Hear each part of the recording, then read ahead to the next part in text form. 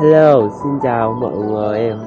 Mọi người có ai muốn nghe câu chuyện của Sình không? Trước khi Sình chưa sử dụng sữa rửa mặt Hormone Boet và sau khi Sình sử dụng sữa rửa mặt Hormone Boet như nào không? Trước khi Sình chưa dùng sữa rửa mặt Hormone Boet, đi ra ngoài Sình cảm thấy rất là ngại luôn. Soi lại gương, Sình tự nhìn mị Sình. Tại sao lại mặt của Sình có thể đen đến thế? Tại sao lại không trái như những người khác? Lúc đó Sình thật sự rất là tự ti, thất vọng về mình. Như có một buổi tối Sình đang lướt Facebook, Sình thấy có một sản phẩm sữa rửa mặt Hormone Boet.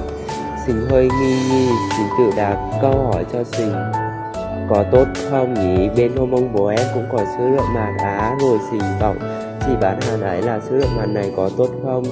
Chị ấy bảo dùng thích lắm, tốt. Sình cũng không tin mấy, như Sình không biết làm sao, nếu không mua thì da Sình sẽ không thể chấm lên được.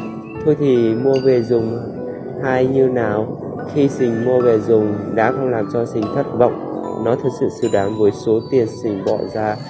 Đã giúp cho Sình có một khuôn mặt trở nên trắng hơn, da mềm hơn, Sình tự tin hơn. Khi ra ngoài gặp bạn bè, Sình còn đi khoe với mấy đứa mà lúc trước cứ bảo Sình là da đen. Sình rất là biết ơn chị bán hàng cho Sình đã tư vấn nhiệt tình và theo dõi sát Sình trong quá trình sử dụng.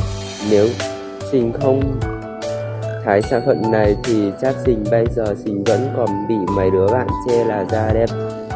Bạn nào giống mình mà không muốn bị người khác chê là da đen thì bạn có thể dùng sữa rửa mặt này để đi khoe với mấy đứa cứ chê mình là da đen.